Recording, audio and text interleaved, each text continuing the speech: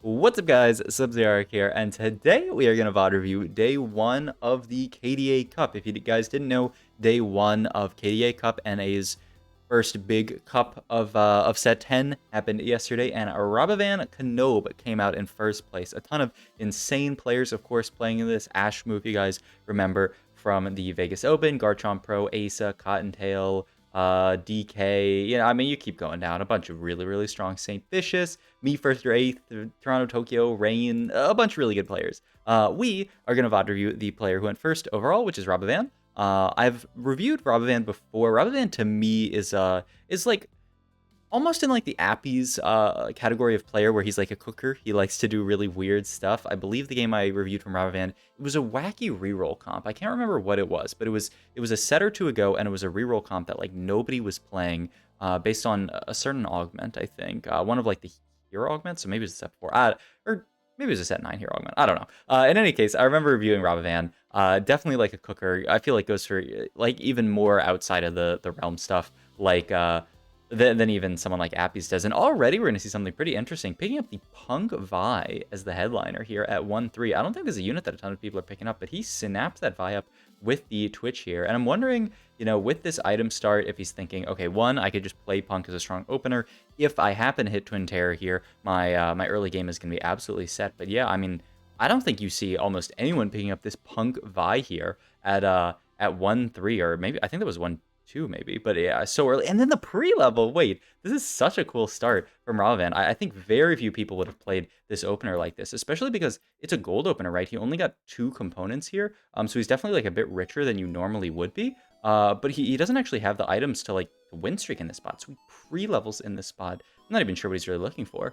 Buried treasures will definitely help a bit. He picks up the Vex here. Maybe that's what he was thinking about. He also has the Amumu, which I guess was the idea, is that he was going to pre-level for that. And he almost types in chat Samira from this spot, which is kind of crazy. He already has this opener and says, you know what? I'm thinking about playing Samira from this spot. I mean, I'm already kind of blown away by this type of gameplay. I think this is like very different. One, just like potentially like thinking about forcing country from this spot, which like you have no Samiras, you have no Urgots. The only thing that he has is the Amumu and the Vex here, which like definitely makes it easy to play. But look, he's pre-leveled, he's 0 gold here, and he's gonna lose this fight. I think a lot of people would be really cautious to play like this because like it's not possible to make 10 gold in a spot like this. It's actually like really annoying from a spot perspective. You're also holding on to the Mumu and this Vex, which are really expensive units, but he values actually holding on to them to potentially play a reroll line from here, which is pretty crazy, I would say. I mean, I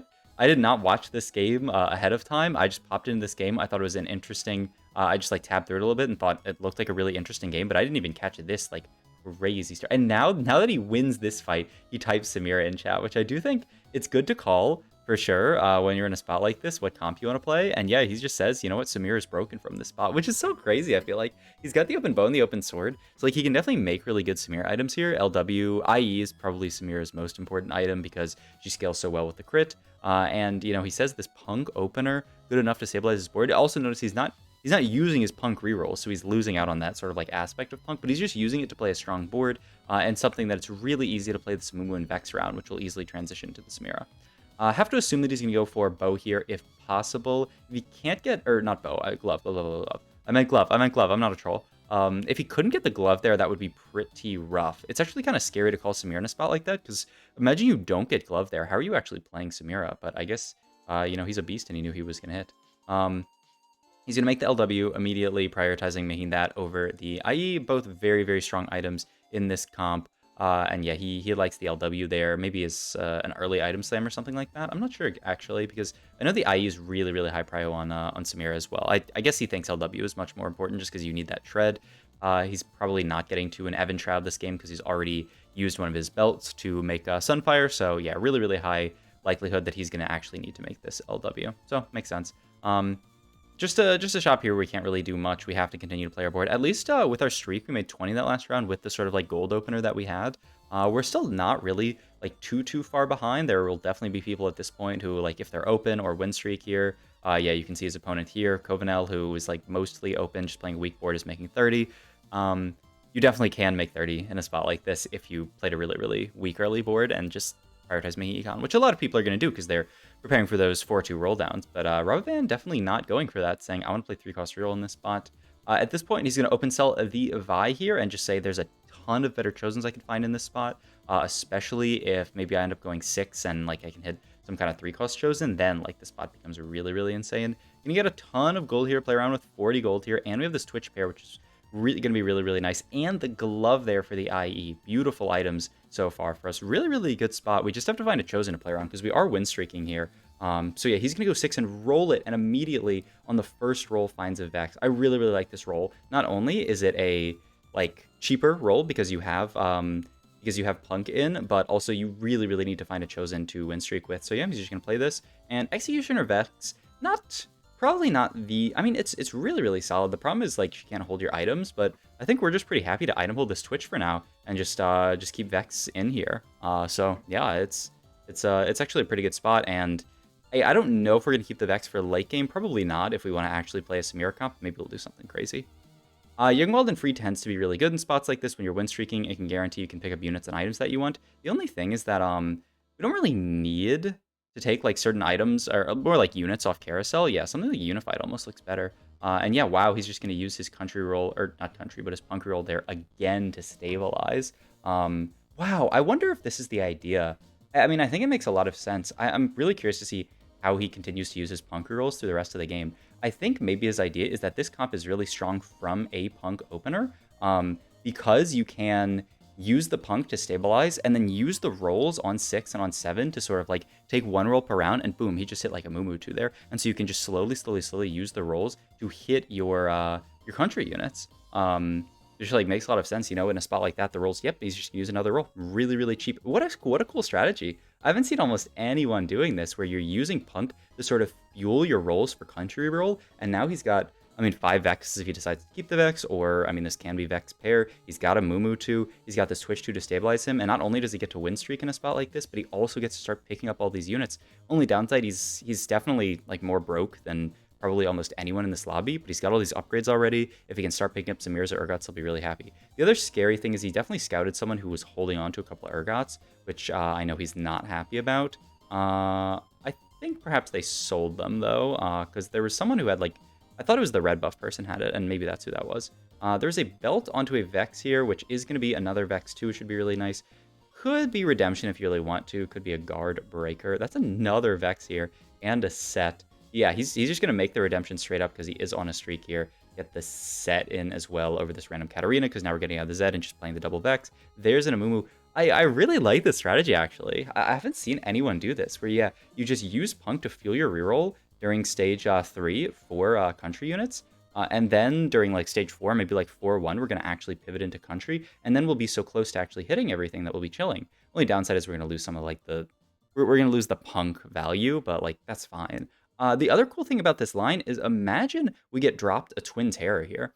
Imagine, I don't know if you can get dropped Twin Terror at 4-2, but like imagine at 3-2, right? You're playing this Punk opener into country, and then you just hit Twin Terror. You just play Twin Terror from the spot, and your spot's amazing.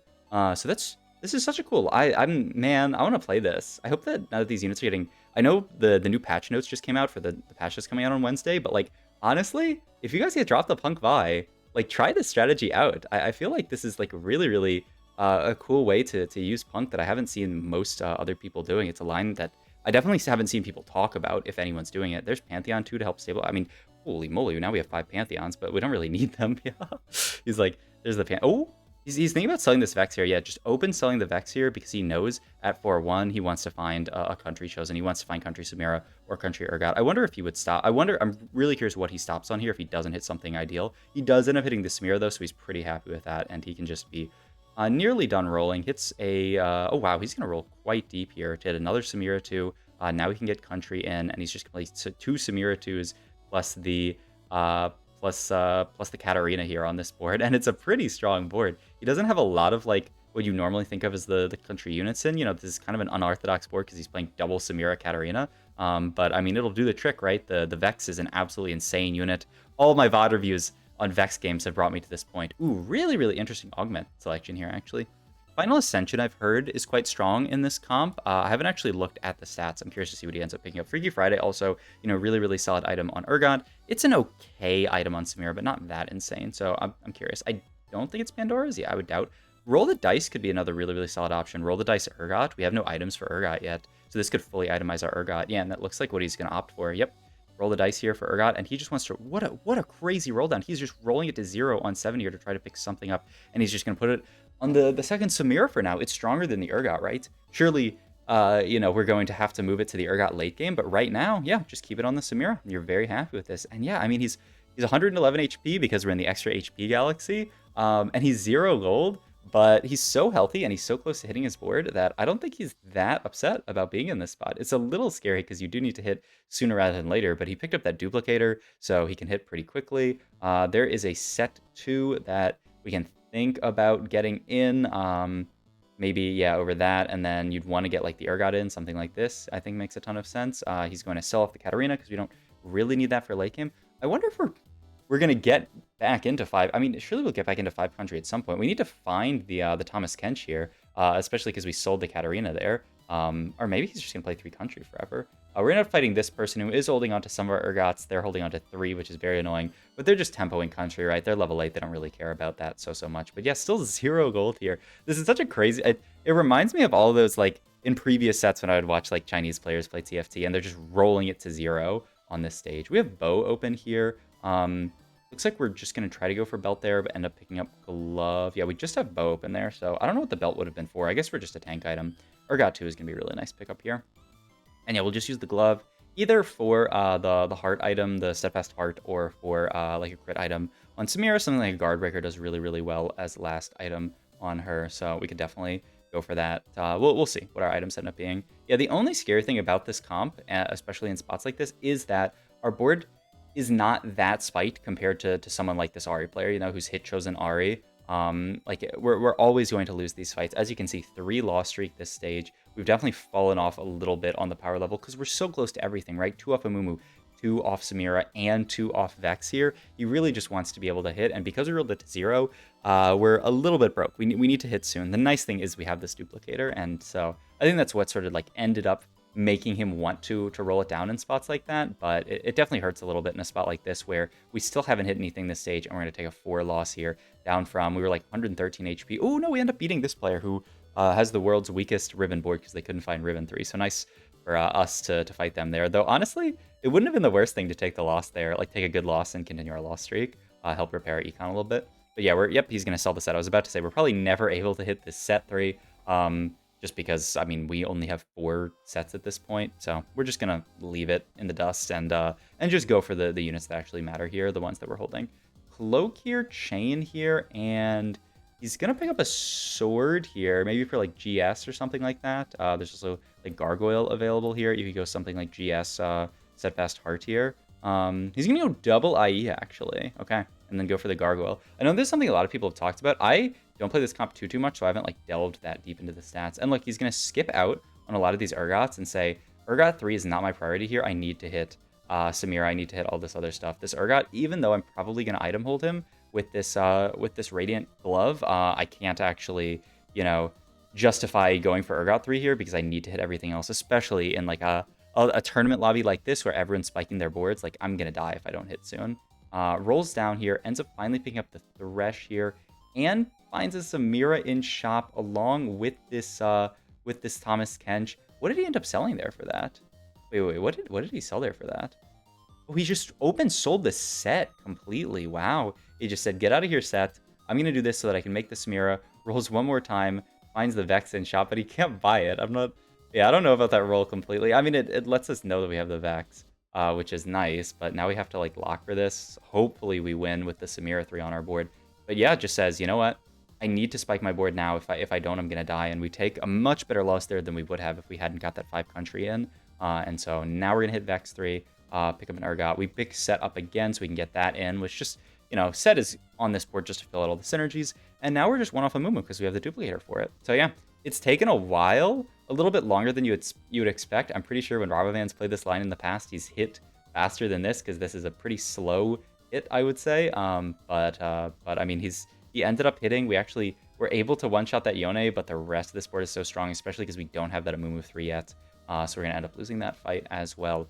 Item-wise here, it's pretty awkward, right? We have all of our main carries itemized. You just look for something for Vex here. Like the Gwynsu could be good. The Gunblade, or not the Gunblade, but the Giant Slayer could be solid. I guess you could go like a Static Shiv if you have to. Yeah, and he's just gonna pick up Static Shiv here. That's just a decent item. It's Shred for the Vex, and it's like attack speed, it's mana. It's everything that Vex wants, so it's not too bad. Yeah, we're just gonna continue to donkey roll here. We've basically been rolling it to 0 every single round since like 4-1, and we're just now starting to hit our entire board, and we've definitely bled out a lot of our HP. Because it took us so long to hit, we're probably going to end up getting outcapped this game, but the hope is that we can play for like a top 4, top 3 type angle from this spot, which, I mean, it's pretty cool to see this spot played out. And like, honestly, if he had hit, I mean, he's fighting this Ahri player. Yeah, he's going to, wow, close fight. But we're going to beat that quite strong Ahri board. Really, really nice. End up picking up a win there. He's also picking up the Urgots again. He's saying now that I've sort of hit everything, if I high roll in these Urgots, I could certainly play for Urgot 3 again. It doesn't have to be, you know, just these units 3-starred. Now that I actually have the econ, now that I've hit everything else 3-starred, I can actually start looking for this stuff again. This positioning ends up being kind of unfortunate versus the Akali board because our Samira ends up getting hit like pretty early. I'm not sure who he's positioning for there. Maybe there was a KDA Akali, or maybe he just didn't want to get sniped by the Caitlyn there, but it ends up being kind of unfortunate because the Akali just ends up walking up on us. Which is kind of unfortunate, but all good. 24 HP. It's actually a pretty close lobby. We have secured our top 5, but still no top 4 yet. And a lot of these boards are capping kind of high. These true damage boards obviously cap insanely high. I don't know if there was a capped Ahri board, but those boards are also very, very scary. Gonna roll down here, picks up 1 Amumu here, and he's just gonna use that as a sign to make Amumu 3. For the last item onto Vex here, which is Nashers. He does have 7 Urgots now, which I assume is what we're going to go for here, because level 8 really spikes this board not very much. What he really wanted to do in that roll down was potentially find the Mumu so he could save the duplicator for Urgot. That's why he rolled it to 0 before actually duplicating. But he wasn't able to, so he had to use the dupe on a Mumu. But still, good win here. 7 Urgots. If we can find Urgot 3, our board will cap really, really high. Boom, there's another Urgot. I mean, you could even roll here, honestly. The only downside is if you roll and find the set, it's kind of annoying. So maybe he won't do that, especially because he's 24 HP. Smart positioning here. This is similar to the like AD frontliner positioning that I've talked about before, where you really want the enemy to aggro on here on this unit. Sadly, that's not what's going to happen here because we're on the wrong side. So the Yone just gets to walk around our entire board. Yeah, kind of unfortunate positioning, honestly, because the Yone just gets to walk and front to, well, really back to front our comp and just kill all of our carries first, which is really annoying. Roll a couple times here, ends up hitting the Urgot as well. I mean, there's no Urgots out of the pool, right? So it makes sense that we're able to hit this so late into the game. 6-3, finally picking up our 4th 4-star, which is really what this board needs to cap out high. 13 HP, a bit scary, right? If we fought someone really strong, we could end up dying.